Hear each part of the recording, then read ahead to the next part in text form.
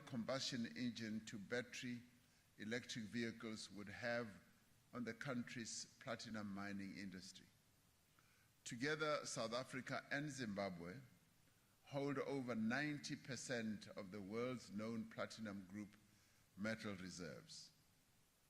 Since 30 to 40% of the supply goes into the production of catalytic converters for internal combustion vehicles, the initial focus of the research was on hydrogen-powered fuel cell electric vehicles as an alternative market to the internal combustion engine vehicle. South Africa has existing and future potential to produce green hydrogen. It is estimated that South Africa has the potential to produce 6 to 13 million tons of green hydrogen as well as derivatives a year by 2050. To do so would require between 140 to 300 gigawatts of renewable energy. The focus would be on green hydrogen exports, electrolyzers and fuel cell production, and the manufacture of green steel, sustainable aviation fuel, ammonia, fertilizers, and renewable energy components. So you're looking at a number of products that can flow out of this new sector. South Africa is, in this regard and many other regards, is an investment destination. Some say of choice, but I say it is a must destination for investment. That's where it is. Now, the country has proven itself as a gateway to a dynamic continent with great prospects. And this term gateway, we haven't just plucked it out of the air. It is often used by many people around the world who say that they see South Africa as the gateway. Yes, the gateway into our continent. Africa is growing its output. It is rapidly urbanizing and has a young population. South Africa leads the continent in advanced manufacturing and science and technology. As we are the most industrialized country on our continent, but we use it to good effect to also bolster the prospects of a number of countries on our continent. This country is a favorable, reliable, and stable place to conduct business. We are driving regulatory and legislative reform to make the South African economy more competitive, to attract more investment so that we can create more jobs. Our country has many inherent advantages that make it internationally competitive in the production of green hydrogen. These include a world-class endowment of both onshore wind and solar irradiation. You already heard that the Northern Cape,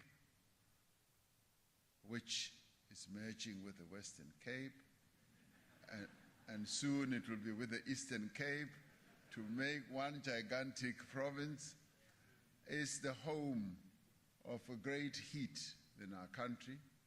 South Africa has a supportive legislative environment and experience in deployment of renewable energy, with the largest installed capacity of wind, solar power projects on the African continent.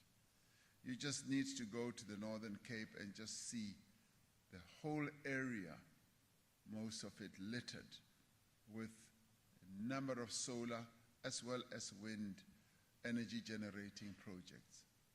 Companies like Sasol and Petro SA have expertise in the production of synthetic fuels like diesel, petrol and kerosene, as well as a range of chemical products. That is where capability and expertise resides. South Africa already produces 2.4 million tons of grey hydrogen for domestic consumption. Last year at the Sustainable Infrastructure Development Symposium, we began to profile the remarkable work that a number of large and emerging South African companies are doing in the green hydrogen sector.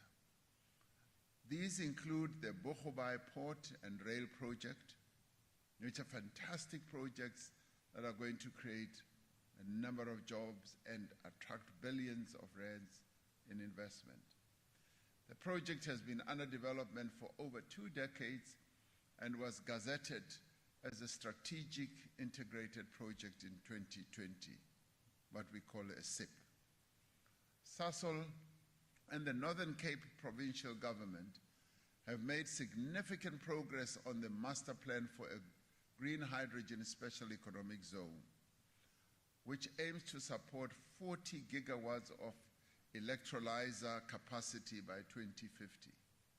This would require approximately 80 gigawatts of renewable energy, which is almost double South Africa's current installed electricity generation capacity. Transnet has issued a request for proposals for the development of the port and rail project, which could see the port developed by 2028. Now, we've heard of the Priska Power Reserve project, and this is a wonderful project which I've heard talked about and have met some of the players. Now, this is being led by Mahlaku Apala, a black women-owned renewable energy developer, and they've made major progress over the last year. And I hope that they are here because they've been doing a great job. Now, this project has already moved ahead. It has received most of the required environmental approvals and its water use license, and has brought the Industrial Development Corporation as an equity partner.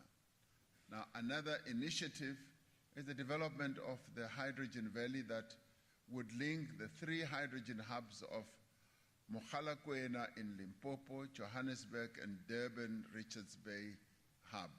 And that is what Minister de Lille was talking about, linking all these 3 provinces. This initiative is being led by the Department of Science and Innovation and supported by Anglo-American, Bambili Energy, as well as Energy.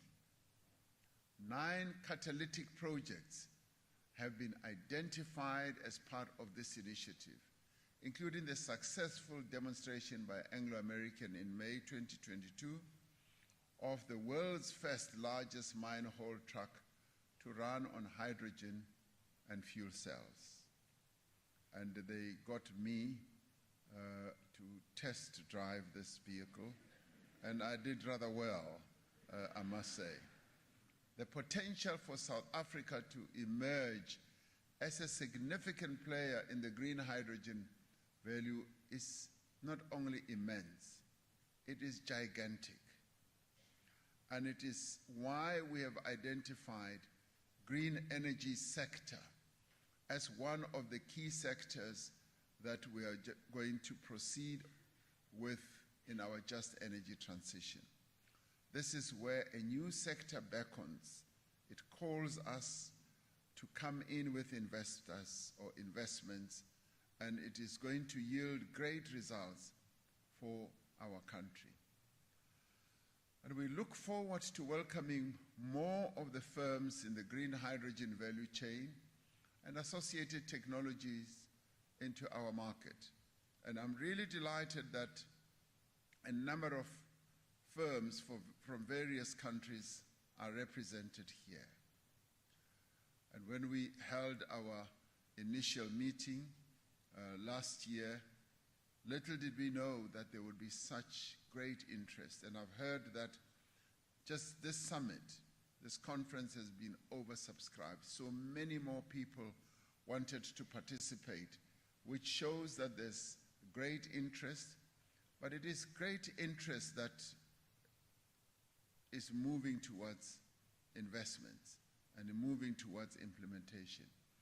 We hope to see a number of your companies partnering with South African firms as we increase our renewable energy footprint, green hydrogen manufacturing capability, and local production of value-added products in our country. Our country is not only determined, it aims to become a world leader in green hydrogen. This is our intention. And it's gone beyond being a dream. It is a reality that we are moving towards. Given all these projects that Minister de Lille was announcing and reading out, we are absolutely certain that we are going to be the leader in the green energy, in hydrogen sector. We are determined to make full use of our substantial endowments as a country to meet the challenges of climate change and to achieve a just transition that we want to see benefiting all our people. And as we say in our country, we want this just transition to leave no one behind. It needs to address the needs of workers.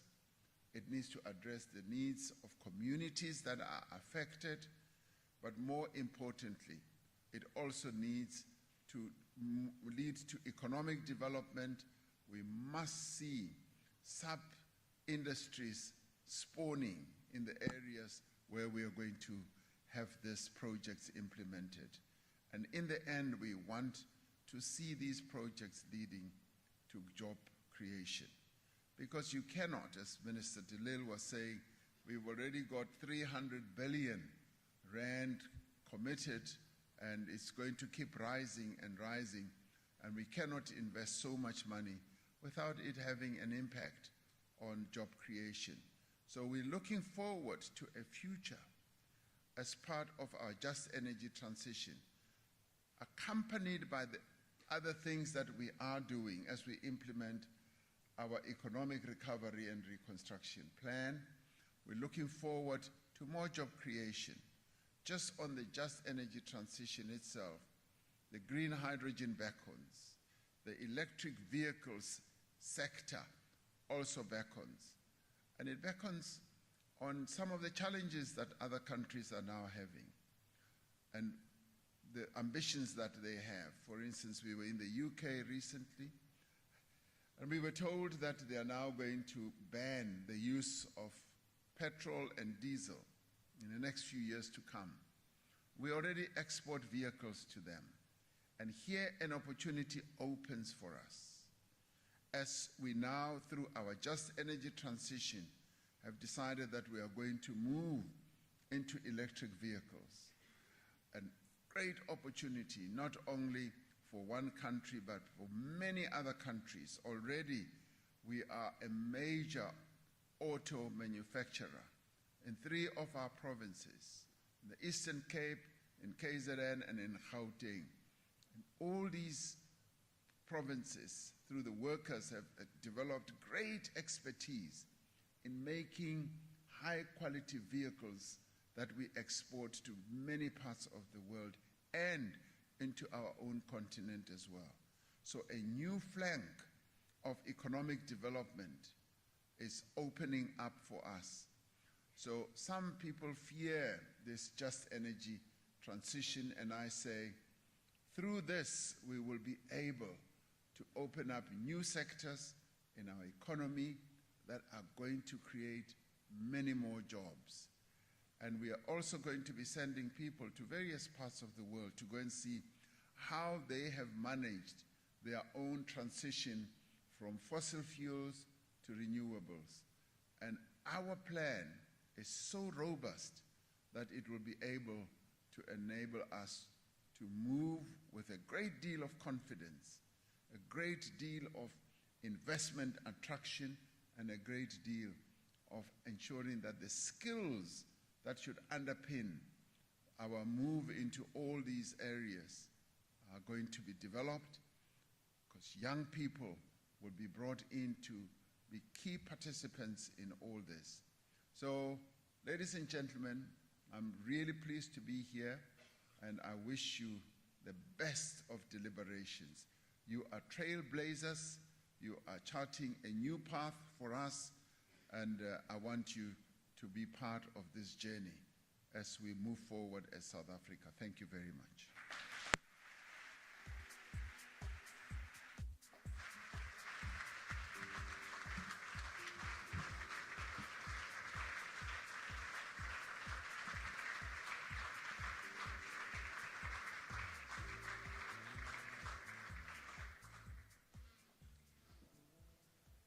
Thank you very much, Mr. President. Please may I ask Minister in the Presidency, Mondli Gungubele, to come onto the stage, and please may I ask the high-level panelists to make their way to the stage as well, who are taking part in our first high-level panel.